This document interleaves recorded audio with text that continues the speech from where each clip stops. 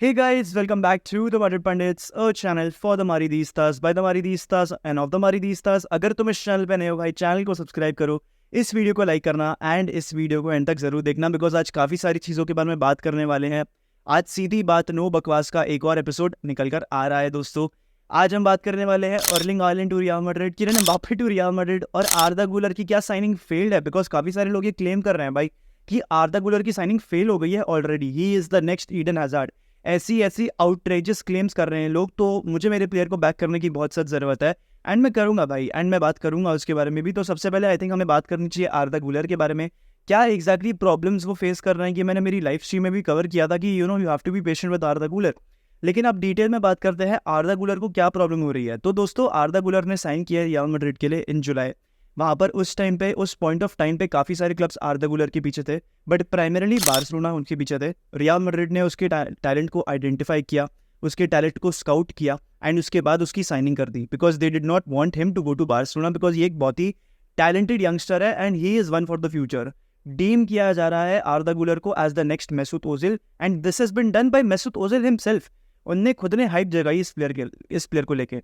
तो अब बात करते हैं क्यों वो इतना इंजरी प्रोन हो गया है। तो आपने अगर देखा होगा फोटोज में किस तरीके से उसने अपनी फर्स्ट टाइम रियल मैड्रिड की कामिसेता या फिर रियल मैड्रिड की जर्सी पहनी थी। आपको दिख रहा है ये बहुत ही डीली जर्सी है उसके लिए।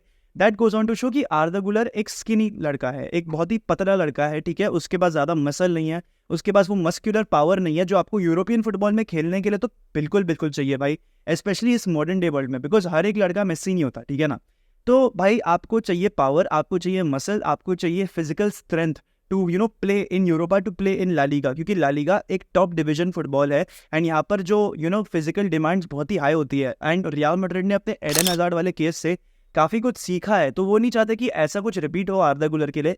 तो इसीलिए आर्दा गुलर को बहुत ही ज़्यादा मस्कुलर बनाया जा रहा है। आप क्लियरली एक बहुत बड़ा चेंज देख सकते हो फ्रॉम जुलाई अगस्त एंड अब नाउ अक्टूबर नवंबर में आर्दा गुलर की बॉडी में उसको मस्कुलर बनाया जा रहा है। तो जब इतना सडन मस्कुलर ट्रांजिशन होता है ना लोगों में, not just footballers but even for us normal people, जब इतना सडन मस्कुलर ट्रांजिशन होता है, जब आपकी डाइट पूरी तरीके से चेंज हो जाती है, जब आपका पूरा हवा पानी सब कुछ बदल जाता है ना, तब ऐसी तकलीफें आपको फेस करनी पड़ती है। बिकॉज आपकी जो बॉडी है वो नए एटमोसफियर में, वो नए एनवायरनमेंट में और वो नए टाइप ऑफ फूड में और वो नए टाइप ऑफ रिगरस एक्सरसाइजिंग में बहुत चेंज पा रही है। वो इंटरनल और एक्सटर्नल बॉडी का जो कॉन्फ्लिक्ट होता है ना, वो होता है इस केस में। एंड यही आर्दा गुलर के लिए भी हो रहा है भाई, एंड इसलिए आर्दा गुलर को तकलीफें हो रही है, इंजरीज हो रही है।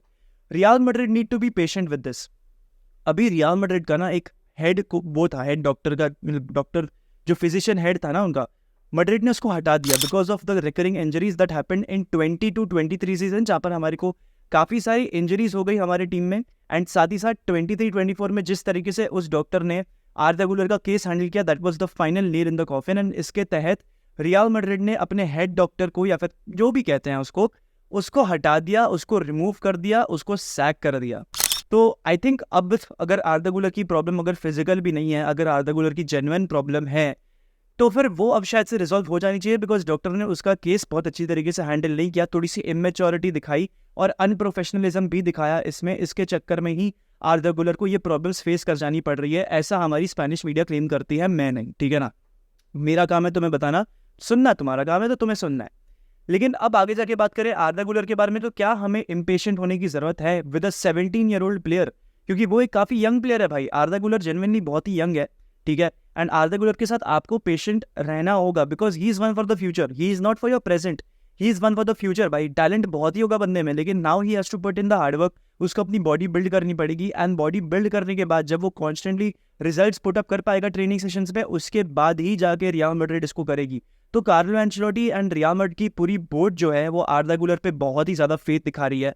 वो पूरी तरीके से कोशिश करेगी कि आर्दा गुलर लेट डाउन फील नहीं करे because he is a very young lead and he is a very shy गाय आर्दा गुलर, ठीक है। वो उतना कुछ बातें नहीं करता ट्रेनिंग सेशन में, क्योंकि मैंने बहुत सारी क्लिप्स देखी हैं उसमें आर्दा गुलर बिल्कुल कुछ बात नहीं करता। He makes his football talk, he doesn't talk himself, ठीक है।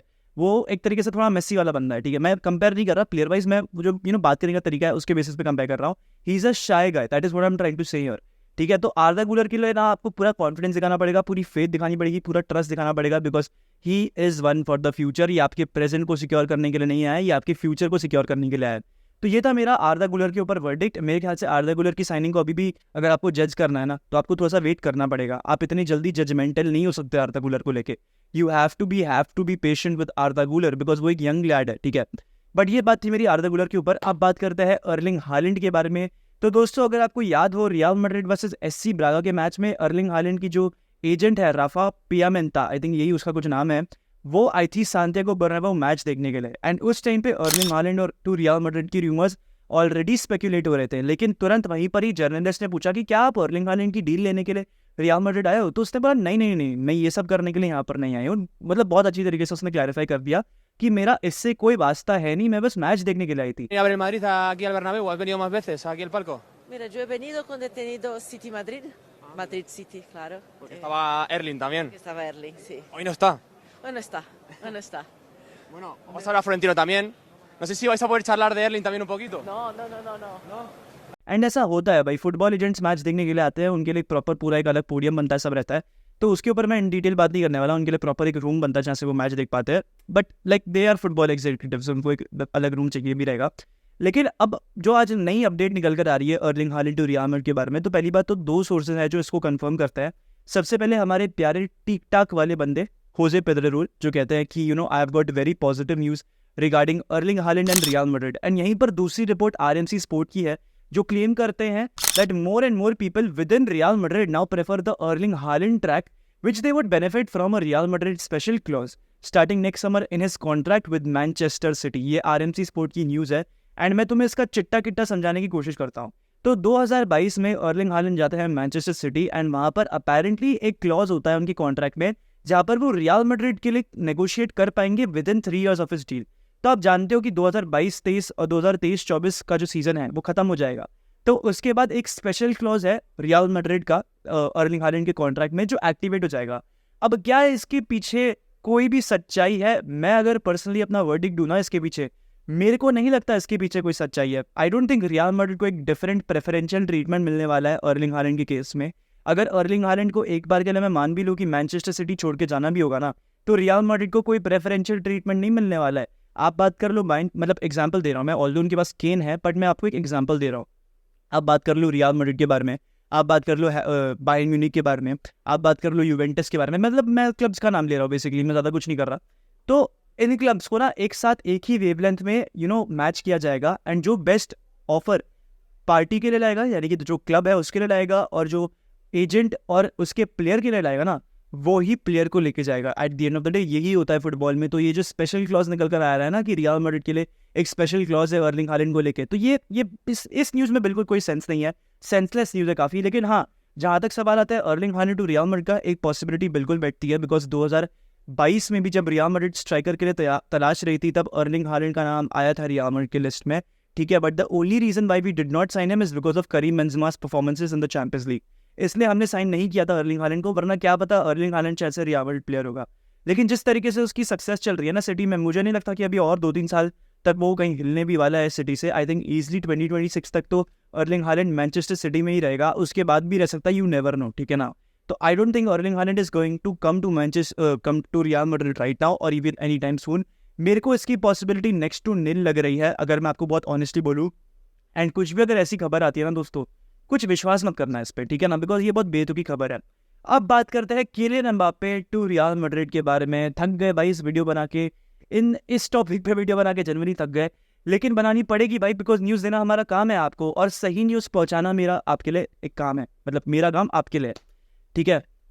मतलब मेरा काम है, पर मैं वो आपके लिए कर रहा हूँ, ठीक है, ऐसे बोलना चाह रहा हूँ मैं।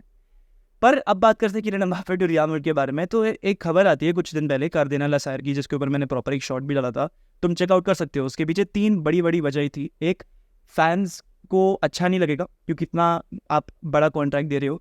मैड्रिड का जो करंट बेस्ट परफॉर्मिंग प्लेयर है जूड बेलिंगम, वो 9 मिलियन वेजेस पे है, लेकिन एम्बाप्पे अगर आता है तो वो 20 से भी ज़्यादा मिलियन के वेजेस मांगेगा, जो कि इकोनॉमिक क्राइसिस भी कॉज करा सकती है रियल मैड्रिड को, कंसिडरिंग ला लीगा उतना पैसा आपको लाके नहीं देता आजकल। और तीसरा रीज़न ये कि वो जब तक आएगा वो 26 का हो जाएगा भाई, he will almost be 26, and Madrid younger players को ज़्यादा टारगेट कर रही है, यंगर प्लेयर्स को ज़्यादा प्रेफरेंस दिखा रही है। तो क्या एक सेंस बनता है किलियन एम्बाप्पे को लाने का? अब एक नई रिपोर्ट निकल कर आती है, मतलब उसी टाइम पे एक रिपोर्ट आती है आरएमसी स्पोर्ट से कि ये न्यूज़ पूरी बेतुकी सी है, ये न्यूज़ में बिल्कुल भी कोई सेंस नहीं है एंड आप इस न्यूज़ को एकदम खारिज कर दो, बिकॉज असली न्यूज़ तो ये है कि मैड्रिड ने अपना इंटरेस्ट खोया नहीं है किलियन एम्बापे में। तो आज के दिन पे आरएमसी स्पोर्ट एक नया रिपोर्ट लेकर आता है जहां पर वो कह रहा था Real Madrid does not want to be caught in the middle if Mbappe decides to renew again at PSG. His words lost a lot of value in the eyes of Madrid leaders after 2022. Mbappe will have to take the first step if he wants to join Madrid. If Mbappe wants to come, let him do the job, a Real Madrid source tells RMC Sport. And अगर ये news सच है ना, ये news बिल्कुल बहुत ही अच्छी news है भाई, बिकॉज हम क्यों झुके हैं एम्बापे के सामने? हम जब झुक लिए तो भाई साहब कुछ ज़्यादा ही ऊपर खड़े हो गए, ठीक है ना? तो अब उसको झुकने की जरूरत है रियल मैड्रिड के सामने, बिकॉज उसे चाहिए रियल मैड्रिड, उसको पीएसजी से बाहर निकलना है। तो हम नहीं आने वाले उसके लिए, उसे आना पड़ेगा हमारे लिए। एंड ये न्यूज़ मेरे लिए कहीं ना कहीं बिल्कुल बहुत सेंस बनाती है भाई। अगर अब वो फ्री एजेंट बन रहा है ना, तो उसको अपने हाथ जोड़ने पड़ेंगे रियल मैड्रिड के सामने अगर उसको मैड्रिड में आना है, बिकॉज हम पहले नहीं आने वाले। बिकॉज अगर उसने अपना कॉन्ट्रैक्ट एक्सटेंड कर लिया और रियल मैड्रिड सामने के दरवाजे से आती है एंड फिर ऐसी कुछ बकवास होती है जो 2022 में हुई थी, मैड्रिड की बहुत बदनामी होगी ट्रांसफर मार्केट में। एंड फिर वो ट्रांसफर मार्केट में बदनामी से बचने के लिए उनको फिर से कोई साइनिंग करनी पड़ेगी, जैसे उन्होंने उस टाइम पे चुआमेनी की करी थी। लेकिन यहीं पर अगर मैं बात करूं मैड्रिड को क्या रणनीति अपनानी चाहिए, क्या स्ट्रैटेजी अपनानी चाहिए to get Kylian Mbappe on board, I don't think आपको सामने के दरवाजे से दस्तक देनी है, आपको पीछे के दरवाजे से आना है। जब आपको लग रहा हो कि यार हम एम्बापे के पीछे नहीं जा रहे, जब सबको पूरी दुनिया को लग रहा हो कि मैड्रिड एम्बापे में विश्वास नहीं दिखा रही, मैड्रिड एम्बापे के पीछे नहीं जा रही, तब आपको खटखटाना है, तब आपको दस्तक देनी है पीछे के दरवाजे से भाई। Because PSG should not be expecting Real Madrid to come for Kylian Mbappe once again, but at the same time Kylian Mbappe extend नहीं कर सकते अपना कॉन्ट्रैक्ट।